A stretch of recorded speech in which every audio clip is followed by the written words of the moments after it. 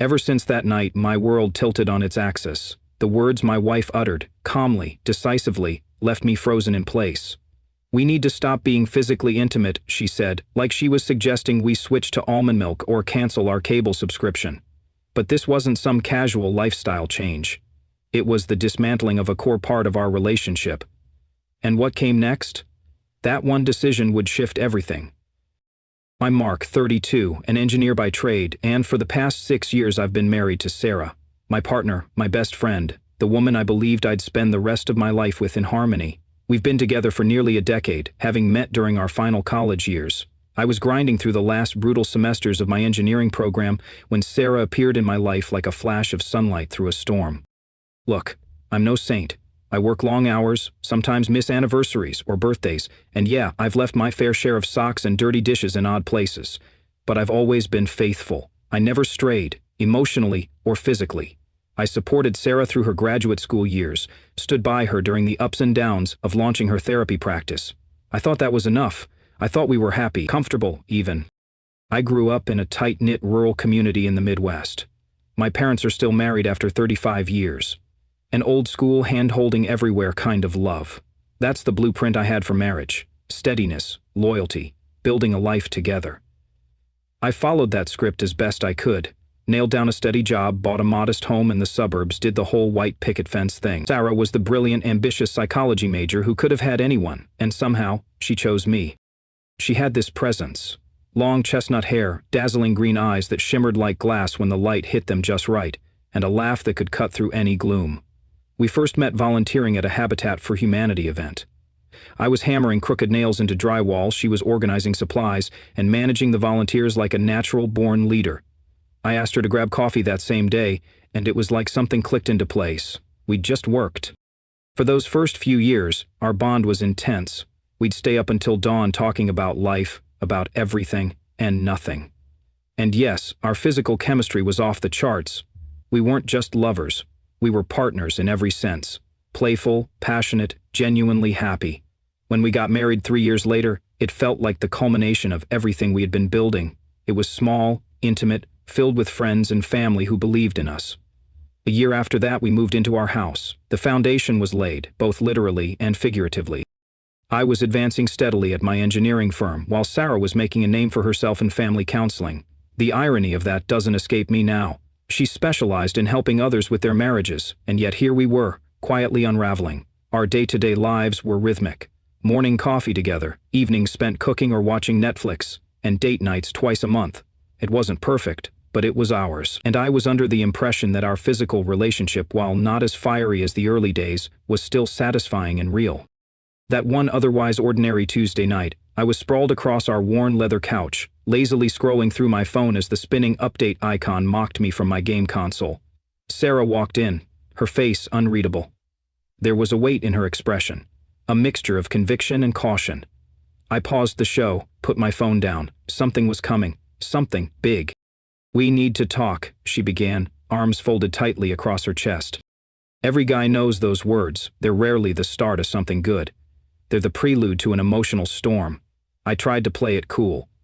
"Okay, what's going on?" I asked, suddenly scanning my brain for any forgotten birthdays or missed obligations. She hesitated for a beat, and then said it.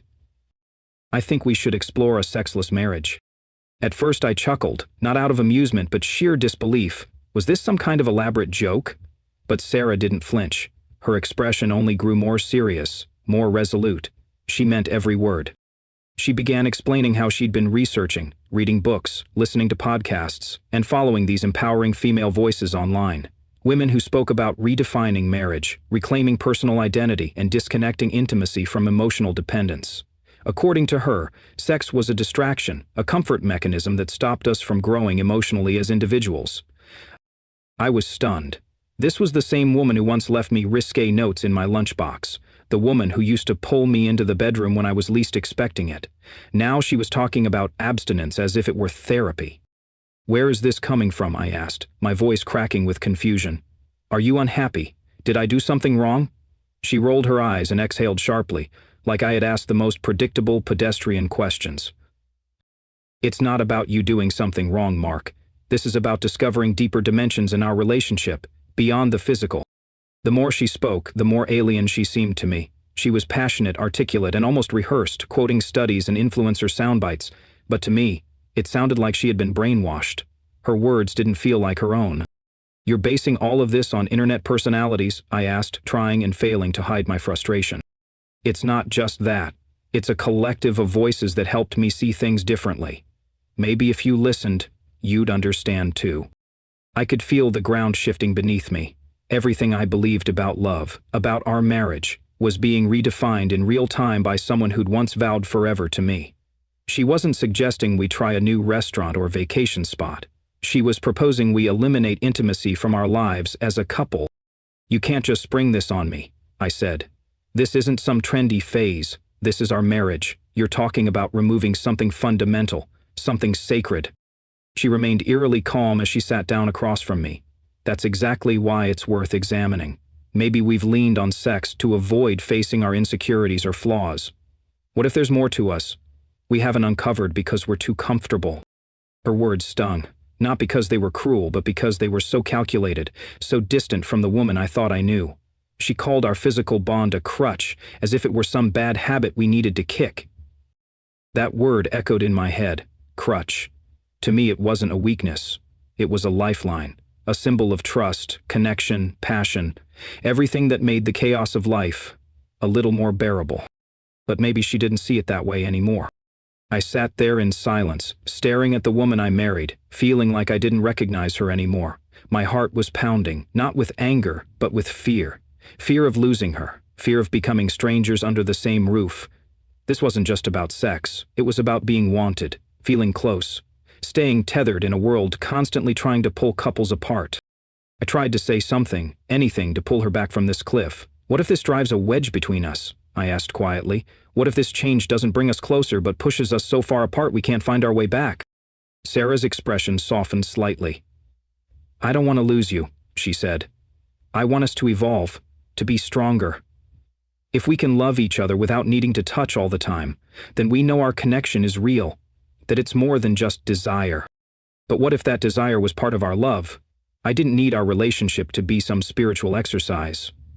I needed her. I missed her already, and she hadn't even walked away yet." In that moment, I realized something had to change, but not just in our conversations. Something bigger. I had to find out what had changed Sarah. Because the woman I married believed in connection, passion, togetherness. I made a decision right then and there that would shift everything. If her mind had been swayed by outside influences, then I needed to understand them too. Not to control her, but to understand what I was up against. And maybe, just maybe, to bring her back. Without intimacy, what were we? Two individuals sharing a mortgage, splitting utility bills, exchanging the occasional nod over reheated leftovers. I stared at her across the room and couldn't believe what I was hearing. "Do you even hear yourself?" The words spilled from me, sharp and incredulous. I couldn't keep the frustration bottled up any longer. Because from my perspective, this whole idea sounded completely unhinged, unrecognizable. Not from the woman I once knew. Her expression faltered for a heartbeat. I saw the flicker of doubt, the momentary crack in her armor, but she quickly covered it with a mask of moral superiority. "You're not even open to the possibility," she said, her voice a quiet accusation, like she was trying to paint me as the villain in a script she'd already written. "No, I'm not," I snapped. "Because what are you asking for? That's not marriage. Not the one I signed up for anyway." "Mommy, I got this." We sat in dead silence after that. A wall of tension loomed between us, thick enough to choke on. She looked at me as if expecting some sudden enlightenment to dawn on me, some magical realization that her idea was progressive, brave, and transformative, like I'd fall to my knees and thank her for showing me the error of my traditional thinking. But all I felt was a toxic swirl of emotions, confusion, hurt, resentment. That night marked the turning point. It wasn't just about sex anymore. That conversation exposed a rift I hadn't even known existed.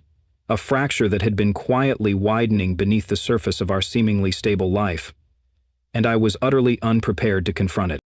The days that followed felt surreal, like I was walking through a fog in someone else's life. I kept expecting her to come to her senses, to chuckle awkwardly and say it was a phase, something she'd picked up from a few late-night videos or blogs that got into her head. I even hoped she'd laugh and admit it was all a misguided attempt to spice up our routine by removing the very thing that connected us, but that never happened. Instead, it was like a switch had been flipped inside her. The woman who used to greet me at the door with a smile, the one who loved spontaneous kitchen dance-offs and cozy Sunday morning pancakes, was gone. In her place was someone unfamiliar. She was glued to her phone almost constantly, earbuds in, eyes locked on the screen, absorbing content with a ferocity I hadn't seen since she studied for her licensing exam. If I passed by and caught fragments of the audio, it was always the same tone. Strong, assertive voices delivering affirmations or criticizing gender roles. One day, as I entered the kitchen, I heard a speaker say, "A woman's worth is not measured by her ability to satisfy a man." Sarah paused the audio in a flash, as if I'd caught her watching so. "Interesting stuff?" I asked, attempting nonchalance. She gave me a shrug that said nothing and everything all at once. "Just some things I'm exploring," she muttered. That shrug said more than words ever could. Sarah used to be a fountain of conversation. She'd talk to me about everything, her clients, in general terms, odd psychology theories, dreams, memes, anything. Now I was getting monosyllables and silence. Then, her look started to change. Sarah had always embraced a laid-back style. Hoodies, denims, soft flannel shirts she'd steal from me. But now it was like she was dressing for a TED Talk every morning. Tailored blazers, sleek slacks, button-up blouses, her new uniform. Even her hair, which had always been long and soft and full of movement, was suddenly cropped into a sharp, angular bob, complete with blunt bangs that made her look like a completely different person. The first time I saw it, I had to double-check that it was actually her. "New look?" I asked, as she casually applied lipstick on a Saturday morning, something she never did unless we were going out. "Thanks," she replied, not even looking at me. "You going somewhere?" I added. "No," she said flatly. That was the end of the discussion. Our life together, the routines, the shared rituals, all began to disintegrate. She stopped cooking with me, a weekend tradition that once brought us joy. No more movie nights, no more lazy Saturdays in matching pajama pants. Even her side of the closet transformed as she threw out her old comfy clothes and replaced them with this new professional chic wardrobe. It was like she was preparing to walk out the door and into another life. And emotionally, she was drifting farther away by the hour. The woman who once curled up under my arm on the couch now sat rigid in a chair on the other side of the room, her eyes fixed on her phone. If I asked about her day or her clients or even a random meme I found funny, I'd get a nod, maybe a half smile if I was lucky. Now and then she'd toss around buzzwords like emotional labor, boundary enforcement, toxic masculinity, and reclaiming feminine energy. It was like she'd enrolled in some underground reprogramming seminar. Words she'd never used in our nearly 10 years together were now part of her daily vocabulary. I tried to connect. I tried to meet her halfway. I invited her to binge-watch our old favorite shows, go for walks, and grab sushi from that place we loved. Sometimes she'd agree, but her eyes never left her screen. Even when we were out together, I felt alone. The physical wall between us turned into a fortress. Any casual touch, a hand on her back, a peck on the cheek, was met with visible discomfort. She'd tense up or shift away, as if my very presence disrupted her aura. The woman I fell for, the woman who once giggled in my arms, was being replaced by someone who saw me as a symbol of everything wrong with the world. Then came the moment that crystallized it all. 2 weeks after she dropped the sexless marriage bomb, Sarah walked into the living room while I was unwinding with a basketball game. She didn't say hello or ask how I was. Instead, she marched in, phone in hand, and shoved the screen in front of my face. "Look at this," she demanded. On her screen was an Instagram post from an account called Patriarchy's Mashers. It had hundreds of thousands of followers, and the feed was filled with slogans about female empowerment, breaking societal chains, and rejecting traditional roles. The post she chose to share was a long caption beneath an artsy photo of a woman standing in a power pose. The caption was a manifesto. It spoke of sexual relationships with men as mechanisms of control, tools of patriarchal dominance. It argued that true liberation could only be found when women refused to participate in the male gaze, when they no longer allowed their bodies or their choices to be dictated by desire or expectation. It framed physical intimacy as a transaction that always favored men, always diminished women. I looked up from the phone, stunned. My heart pounded. Not from anger, but from a gnawing realization. Sarah wasn't just thinking differently. She was becoming someone I didn't know. Someone who no longer believed in the very foundation we built our lives on. "What do you think?" she asked, her eyes drilling into mine like a professor waiting to grade an oral exam. Her tone wasn't curious or open. It was expectant, as if she had already rehearsed how she'd respond to anything less than complete agreement. I exhaled slowly and took a moment to actually read the post she'd shoved in my face. The caption was a lengthy screed claiming that any woman engaged in a traditional relationship structure was inherently oppressed. According to this post, any sexual intimacy between a man and a woman wasn't just flawed, it was a manifestation of patriarchal control. Liberation, it insisted, meant rejecting male validation entirely. Real freedom, it claimed, could only be found through emotional and physical separation from men. The comments were even more surreal, dozens, maybe hundreds of women cheering it on. They shared personal anecdotes about setting strict boundaries, cutting off physical relationships, and rediscovering themselves. It read more like a cult forum than a place for relationship advice. "What do I think?" I repeated, looking back at her. "I think this is absurd. I think whoever wrote this knows nothing about us, nothing about our marriage." Her lips pursed tightly. "It's not about that person specifically, it's the concept that matters." Her voice had this haughty lilt, this intellectual smugness I didn't recognize. Like she'd evolved into a higher being who now found me, and everything I believed, laughably antiquated. "Don't you see any truth in it? Society has always conditioned women to believe their worth is measured by how desirable they are to men." "Sure," I replied. "In a broad, historical sense, there's truth to that. But that's not us. I've never treated you like that. Have I ever made you feel like your worth was tied to anything like that?" She didn't answer. Instead, she deflected. "You're letting your ego get in the way. This is about dismantling power structures. You're threatened because your male privilege is being questioned." That hit me like a slap. "Male privilege," I said. "Really? Is that what I am now to you? A walking patriarchy?"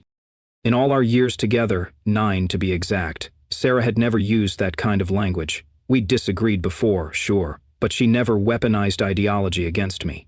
Suddenly, I was being painted with this broad brush of systemic oppression, as if our relationship were some cold case file in a feminist manifesto. "I think what you're calling new perspective sounds a lot like indoctrination," I said carefully, trying not to raise my voice. "This doesn't sound like you, Sarah. This sounds like someone else's voice coming out of your mouth." That was the last straw for her. She stood up abruptly. "Of course you wouldn't understand. Your entire worldview is shaped by male entitlement. You've never had to question it, so now that I am, you feel attacked." With that, she walked out of the room, leaving me sitting there in stunned silence. I wasn't just confused. I was heartbroken. The woman I'd built a home with, laughed with, grown with, she was slipping away, and I couldn't recognize the person replacing her.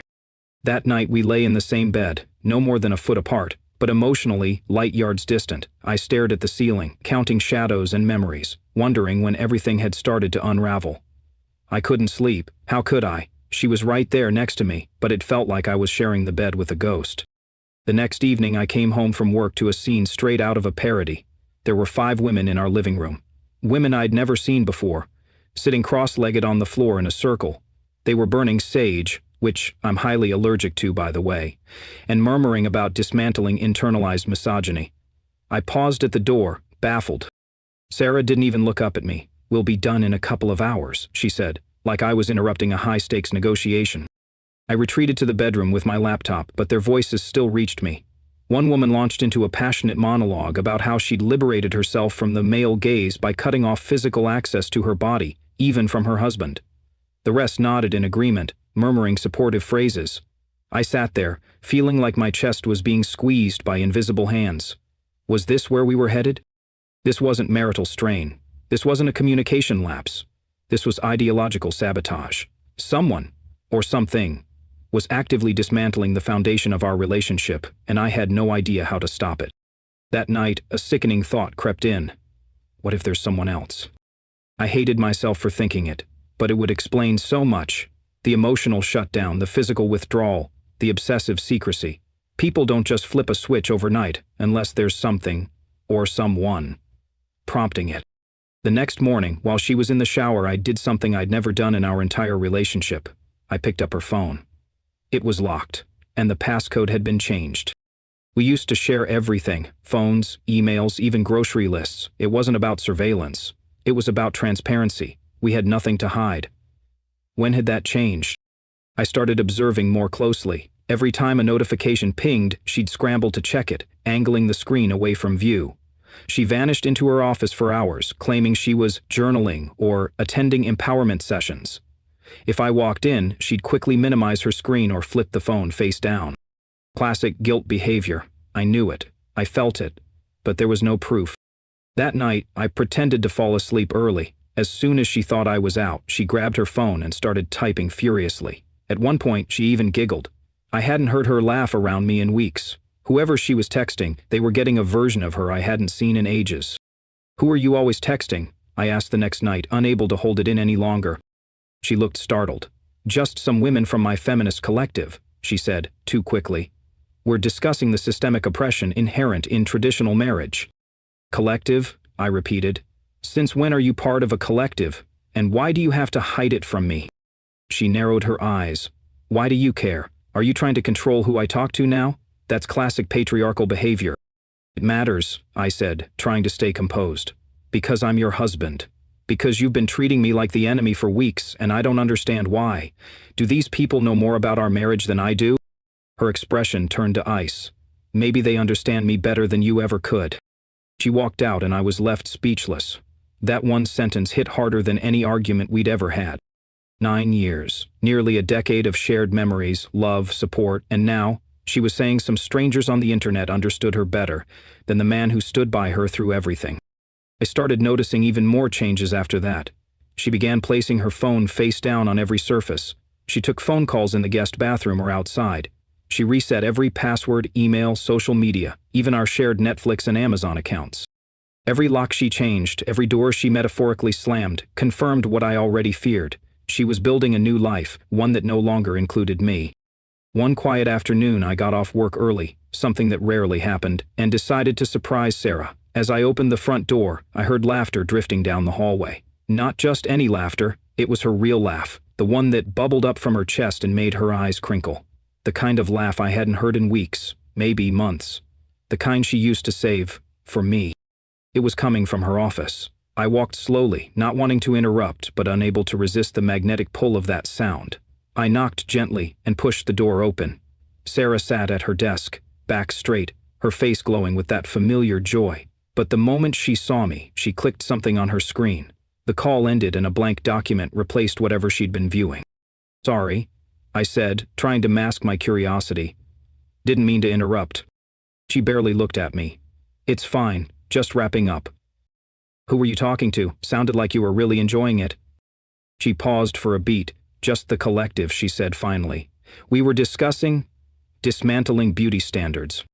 "Right, dismantling beauty standards. Must have been a real laugh riot." I nodded and left the room, but a dark feeling settled over me.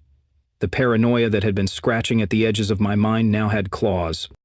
The signs were everywhere: constant secrecy, the locked phone, the emotional distance, the physical withdrawal, the wardrobe overhaul.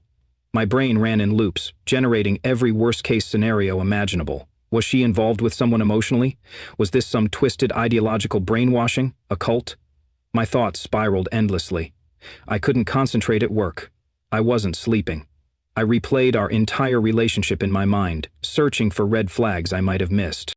Had she been silently unhappy all this time? Was there a specific person who'd captured her attention? Or was this truly the result of some radical transformation she believed in? I felt like a detective piecing together a puzzle where half the pieces were missing.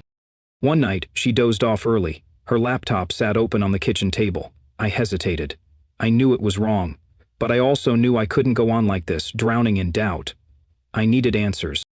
To my surprise, her email was still open. She'd forgotten to log out. I expected her history to be wiped clean, but instead I stumbled upon a trove of information.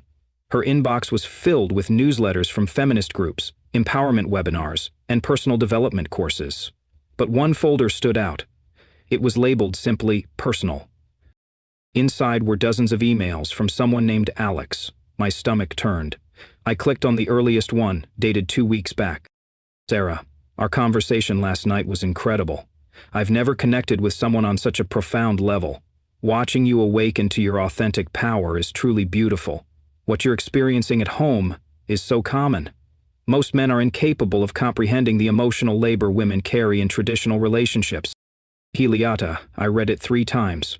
then opened another one, more recent.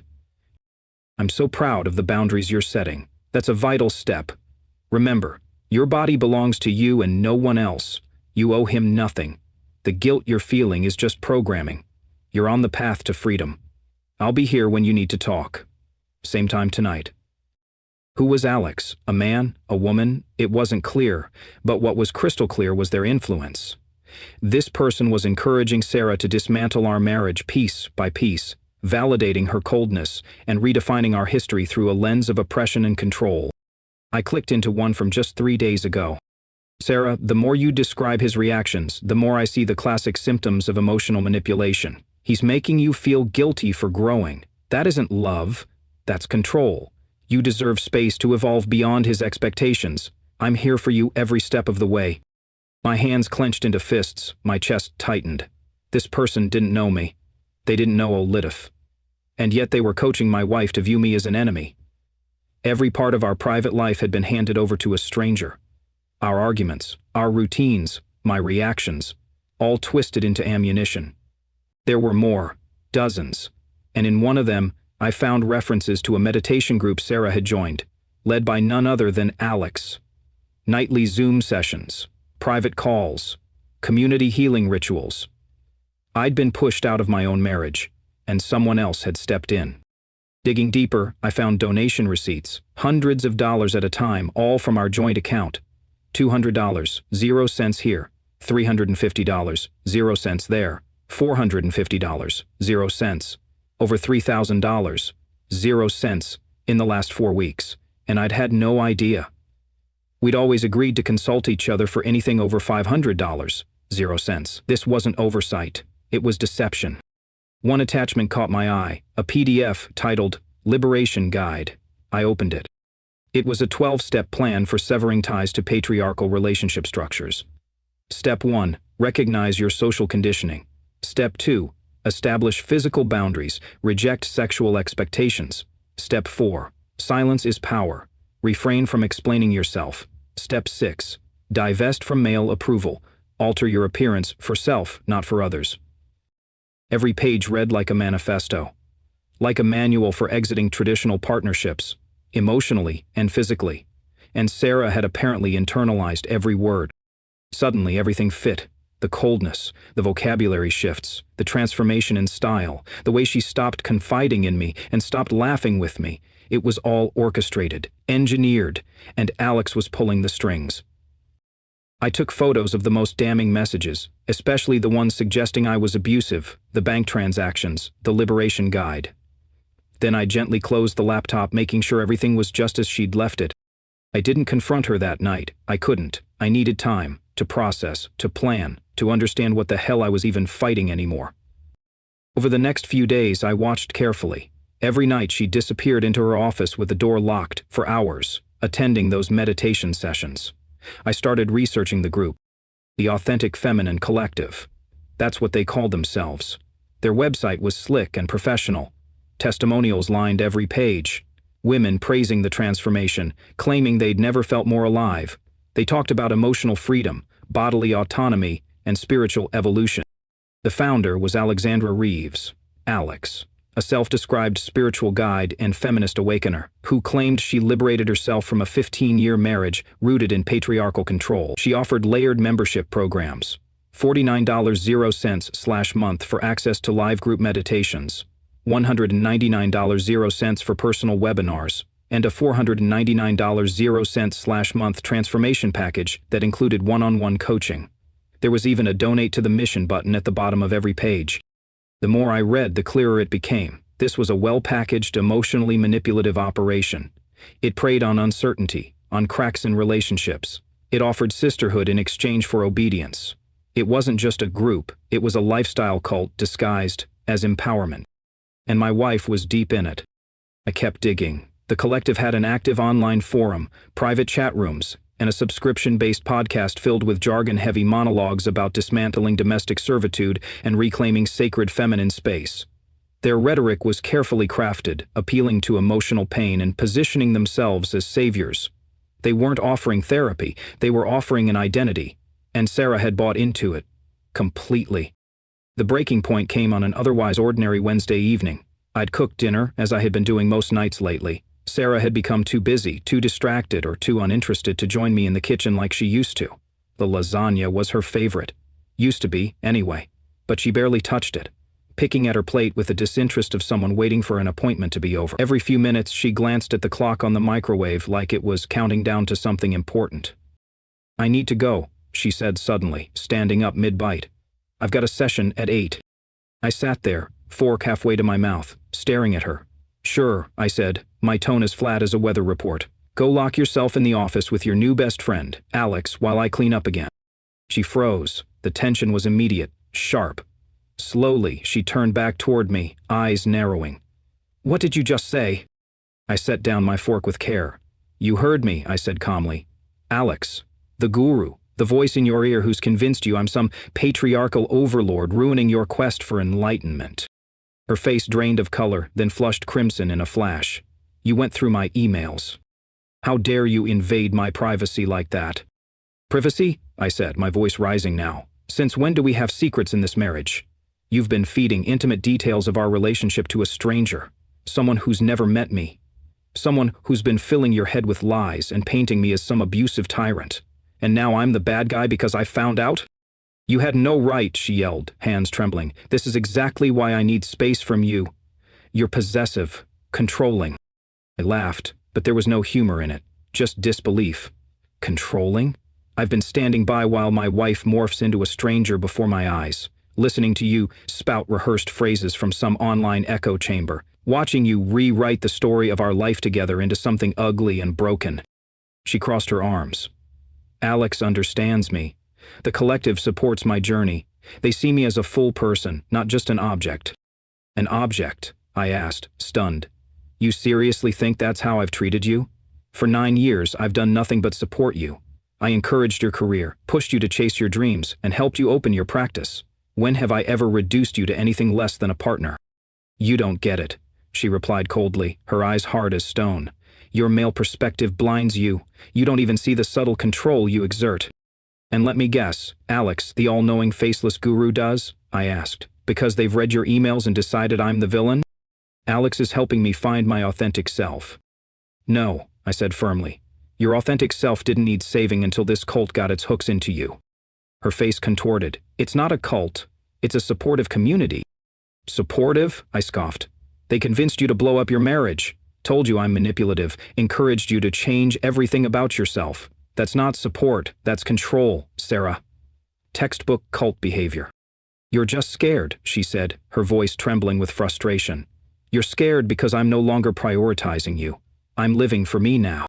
"When did I ever ask you to stop living for yourself?" I shot back. "You're the one who changed overnight. You're the one who decided we needed to stop being intimate. You're the one spending every waking minute locked away in that room, whispering to people I've never even met." The fight snowballed into the worst argument we'd ever had. We traded accusations like weapons. She called me toxic, a symbol of everything wrong with male entitlement. I called her brainwashed, a stranger, someone I didn't recognize anymore. And then, I dropped the bomb. "And by the way, I know about the money," I said. "The thousands you've funneled to them? From our joint account." That stopped her cold. Her eyes widened. "How did you—" "I saw the receipts," I interrupted. "In your email. You've been donating hundreds to this collective without even telling me. $3,000, Sarah, without a single conversation." "It's an investment," she said quietly. "In my growth." "Into a scam," I countered. "You think you're growing, but they're isolating you. That's what cults do. They convince you that everyone who cares about you is the enemy. Then they take your money and your identity." "You don't understand," she insisted. But for the first time in weeks, I saw something flicker behind her eyes. Doubt. And that's when I asked the question I'd been dreading. "Are you sleeping with Alex?" The room fell silent. Her expression turned from shock to disgust. "How dare you?" "What else am I supposed to think?" I asked. "You suddenly want a sexless marriage. You're glued to your phone. You're having private video calls with someone who tells you I'm emotionally abusive. Tell me that doesn't raise any red flags." "I would never cheat on you," she said sharply. "The fact that you'd even ask proves how little you trust me." "No," I said slowly. "It proves how little I know you now." She didn't reply. She stormed off, retreating into her office and slamming the door. I heard the lock click, then her muffled voice, probably talking to Alex again. I sat at the dinner table, the plates still full, the food untouched. The air was heavy, the silence louder than any yelling. I stared at the cold lasagna, at the wine glasses she hadn't touched, and wondered how we'd gone from laughing in the kitchen to this war zone. The next few days were cold, hollow. We spoke only when necessary. Logistics, bills, basic questions. I watched her drift further and further into that world while I tried to salvage what was left of mine. I couldn't keep pretending. Something had to change, and soon. Later that night, I sat on the couch, staring blankly at the muted television, letting the white noise numb the storm inside my head. I kept thinking about what had just happened, how two people could live together, share a bed, share years of memories, and still become strangers. I scrawled through old photos on my phone, us at the beach, Sarah with her arms around me, both of us laughing like we had everything figured out. That version of her felt like a ghost now. I didn't know how to fix this. I didn't even know if it could be fixed. But I knew one thing for certain. This silent war couldn't go on forever. Something had to give. And I wasn't going to sit back and let some online collective rewrite my life without a fight. The next morning, I woke up alone. Her side of the bed was cold, untouched. I walked to her office door, paused, then walked away. I wasn't ready for another confrontation, not yet. But I made a silent promise to myself. If our marriage was going to end, it wouldn't be quietly. I would fight for the truth, for the woman I fell in love with, or, if she truly no longer existed, for the closure I needed to finally let her go. I was standing at a crossroads. Either keep clinging to a marriage with someone who clearly no longer shared my vision for our future, or reclaim control over my life. I chose the latter, silently, methodically, and without involving Sarah. I reached out to a lawyer specializing in family law and absorbed every piece of guidance about protecting myself legally and financially. From there, I made an appointment with a trusted financial advisor and began the quiet process of untangling my life from hers. I opened a brand new bank account under my name only. The next step was transferring my share of our savings, carefully ensuring everything was documented. I rerouted my paycheck to the new account and began the process of separating all our joint responsibilities. I wasn't being spiteful, I was preparing for survival. Meanwhile, I became a digital archivist of our crumbling relationship. I saved every email Sarah had exchanged with Alex. I cataloged screenshots of her donation transactions to the Authentic Feminine Collective.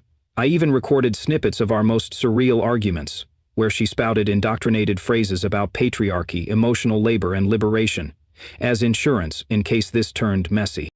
My next call was to my old college buddy Ryan, who owned a booming real estate agency downtown. Within days, he found me a modern apartment with tall ceilings, clean lines, and a stunning city view. It was perfect, within walking distance of everything I needed, and far enough removed from the emotional minefield that our home had become. While Sarah remained fully absorbed in her nightly sessions, chanting affirmations, or watching empowerment webinars behind a locked door, I quietly prepared my exit. I gathered my essentials, my clothes, my laptop, old photo albums, my gaming setup, and the few heirlooms I still cherished from my parents. I left the furniture behind, even the couch I'd picked and paid for. The goal wasn't revenge. I wanted distance, clarity, peace. On a Friday afternoon, while Sarah was at her office, I finished packing and left an envelope on the kitchen counter. Inside was a handwritten note. Sarah, you asked for a sexless marriage. I'm giving you one better, a husbandless marriage. I've moved out, and I've separated our finances. You can have the house, at least for now. The mortgage is covered through next month. My lawyer will be in touch. Enjoy your authentic self. Mark. Besides the note, I left hard copies of her correspondence with Alex, the receipts of donations she made from our shared funds, and a few pages from the so-called liberation guide that had encouraged her transformation. Let her see it all laid bare, the blueprint of how she'd been manipulated into dismantling our marriage. With that, I walked out of the house we'd once dreamed in and drove straight to my new place, the silence in my car somehow deafening and liberating all at once. That first weekend alone was surreal. I unpacked in silence, wandered the local grocery store without asking if she needed oat milk or almond yogurt, and slept past 10 for the first time in years. No conversations about spiritual boundaries, no lectures about oppressive energy, just me, my space, and a strange mix of grief and relief. I reconnected with old friends, guys she had subtly pushed away over the years with accusations of toxic masculinity. We met for beers, caught up and laughed like nothing had changed. I joined a nearby gym and signed up for weekly pickup basketball. I hadn't realized how much of myself I'd shelved for her. For us. For 3 blissful days, absolute silence. Then came the flood. First it was the texts. "Where are you? We need to talk. You can't just leave like this. Please, Mark, call me." I read them all and replied to none. Then came the phone calls, dozens of them. Each one was sent to voicemail. Her tone evolved with each message, from confusion to anger to desperation. "This is a mistake. Please come home. We can work through this." I didn't mean for any of this to happen. But I stayed silent. By day 4, she was at my office, demanding to see me. Thankfully, I had warned the receptionist in advance. She wasn't allowed past the front desk. She left messages, emails, even reached out to our mutual friends, trying to find out where I was staying. On the 5th day, my phone rang from an unknown number. Thinking it might be my lawyer, I answered, "Hello? Hi, is this Mark?" The voice was smug, smooth, and carried the subtle arrogance of someone used to controlling conversations. "Who's asking?" I said. "This is Alex, from the Authentic Feminine Collective. I think we should talk." I almost laughed. "There is absolutely nothing you and I need to talk about." "I understand you're angry," Alex replied calmly, "but Sarah is devastated. She's come to realize just how much you mean to her." "Oh, really?" I said. "Tell me, Alex, how much has Sarah donated to your collective in the last month?" The line went dead quiet. That's what I thought. Listen carefully. Stay away from my wife. Stop contacting her. Stop manipulating her. If I hear from you again, I'll involve law enforcement. Are we clear?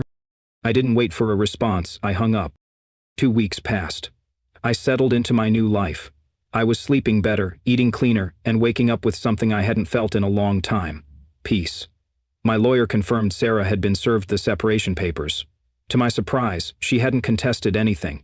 No calls from her attorney, no financial disputes, just silence. Until she showed up again. My receptionist came into my office, her face tight. She's been here for 3 hours, refusing to leave. I sighed, hesitated, then nodded. 5 minutes. When Sarah walked in, I barely recognized her. Gone were the blazers and severe haircut. She wore an oversized hoodie, her hair pulled back messily, her eyes red and puffy. "You look good," she said, voice barely above a whisper. "Thanks. What do you want, Sarah?" She sat across from me and looked down. "I made a huge mistake," she said slowly, tears building in her eyes. "I got caught up in something I didn't understand. Alex, that group, they're not what I thought." I leaned back, skeptical. "And what did you think they were?" She took a shaky breath. "After you left, I started looking into them. They target women in stable relationships. They plant doubt, isolate them, and then asked for more money. I gave them nearly $5,000. All from our joint account.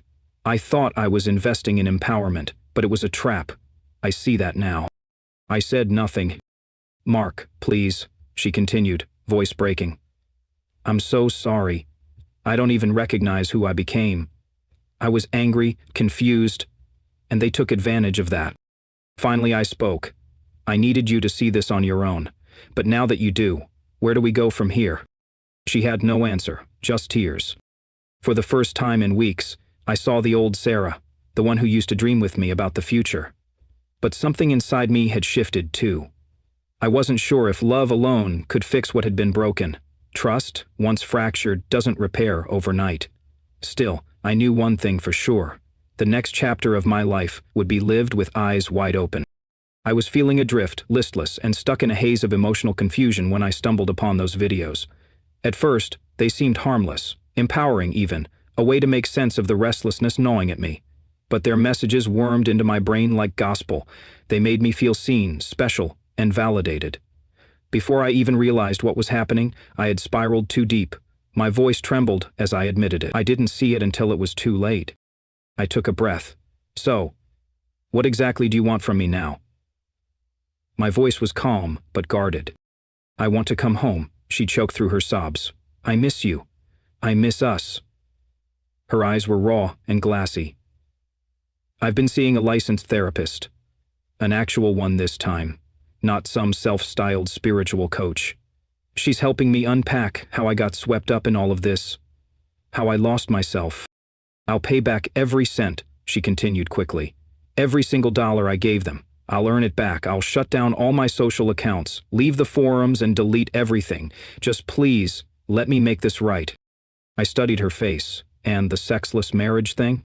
Her expression collapsed with shame. "That was never really what I wanted," she admitted. "They told me physical intimacy was a form of submission. That meant I was giving you power over me. I bought into that. I truly believed it. But now, saying it out loud, it sounds absurd."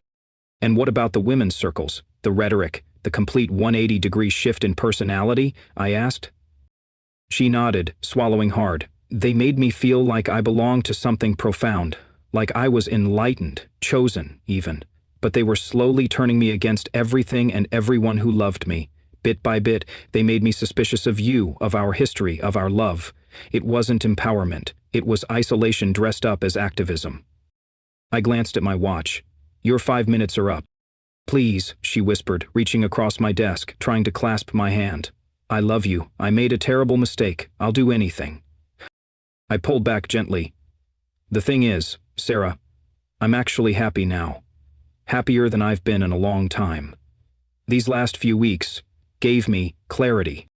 Her breath caught in her throat. "I've realized I deserve a partner who talks to me, not someone who throws away nearly a decade based on what an influencer says. Someone who values my feelings, not just their own agenda." "But that's me," she said quickly. "The real me, not the indoctrinated version. I lost myself, but I'm finding my way back." I leaned forward.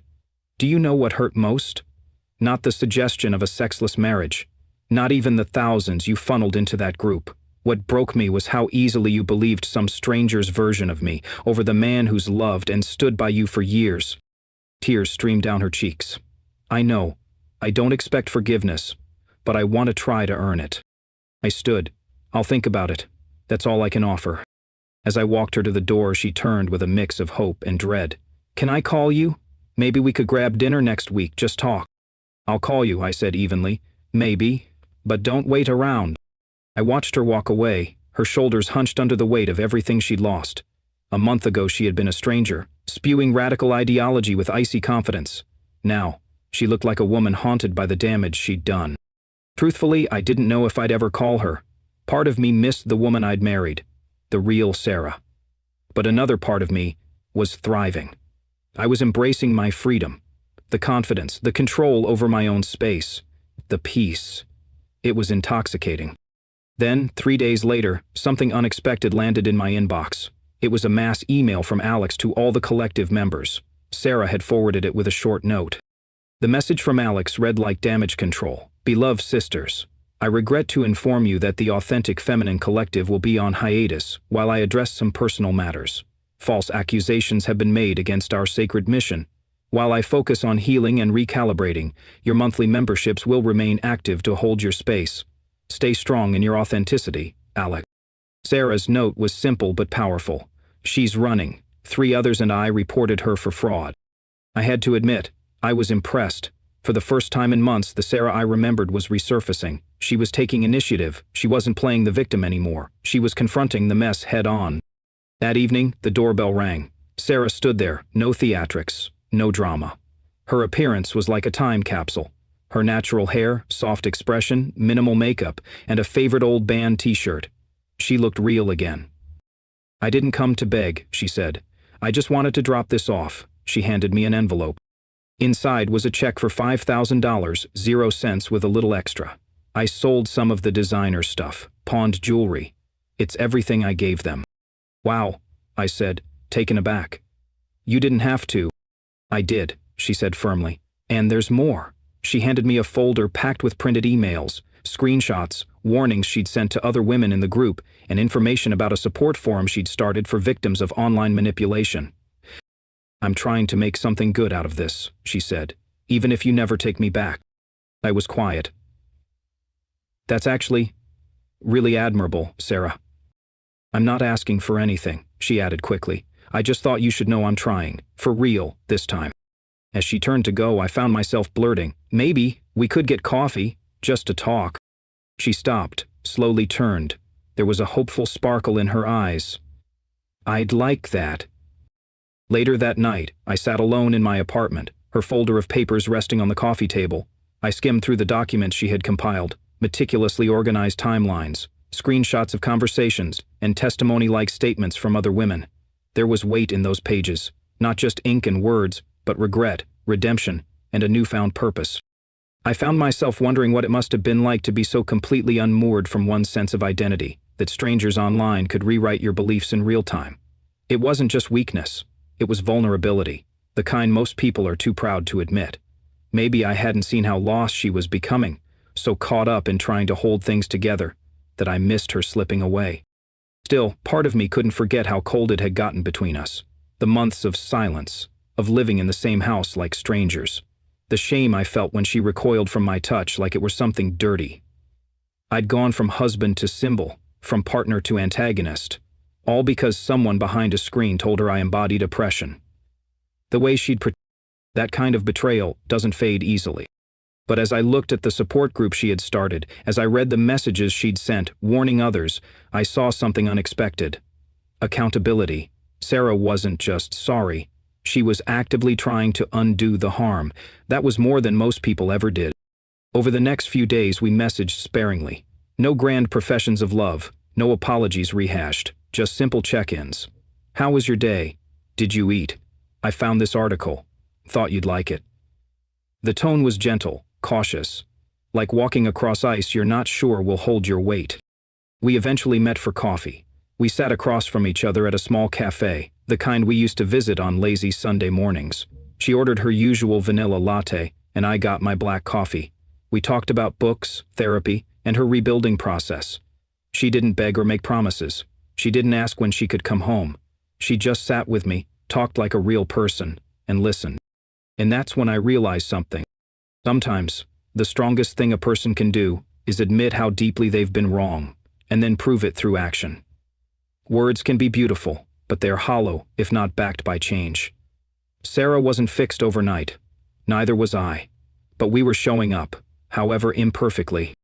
Whether we rebuild or part ways for good, I'm proud of how far I've come, and quietly proud of her too. The chapter we write next is unwritten. But at least now, we're holding the pen together.